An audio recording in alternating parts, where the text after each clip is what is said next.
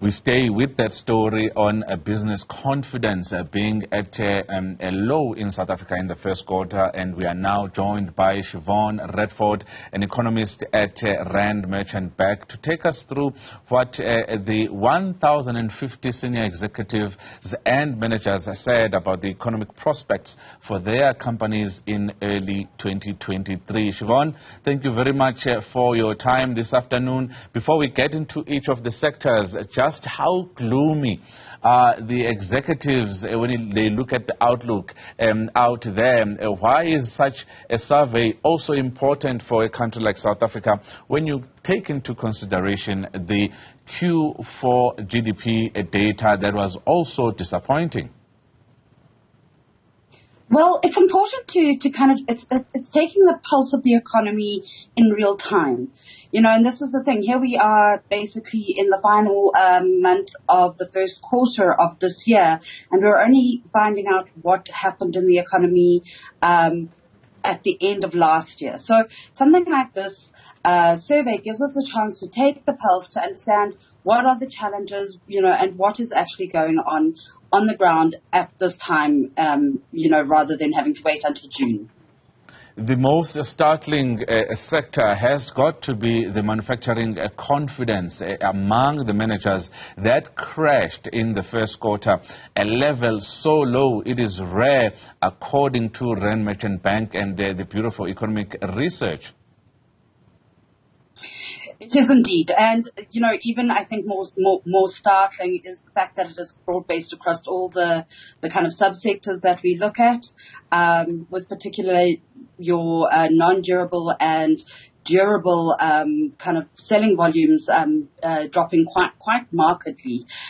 When you think about this, though, it does make a fair amount of sense. We have, you know, these people who are facing increased intensity and more persistent load shedding than we ever have before, even compared to, say, last quarter.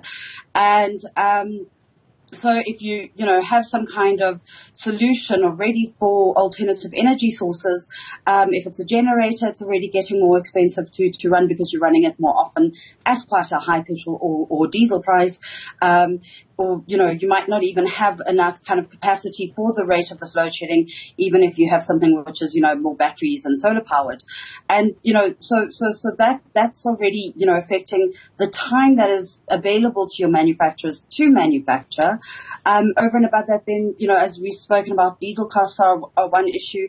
And then, you know, there probably is going to be some investment in more kind of becoming more resilient against load shedding, and that's going to be a costly exercise.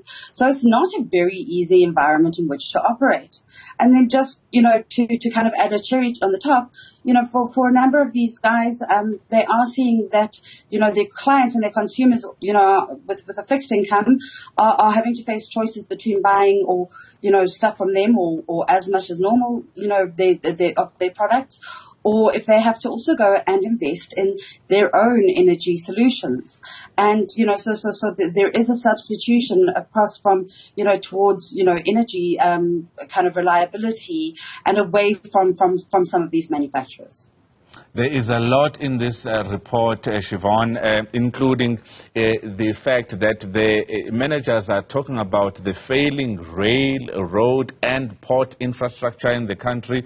And also, you've spoken about load shedding, but also the poorly run logistics infrastructure in municipalities. But something also interesting in this report is consumer confidence. We've seen other indices, and that has been low for a while. That is made clear here by the retail confidence among those managers in retail, also falling sharply from 42 points to 34 points.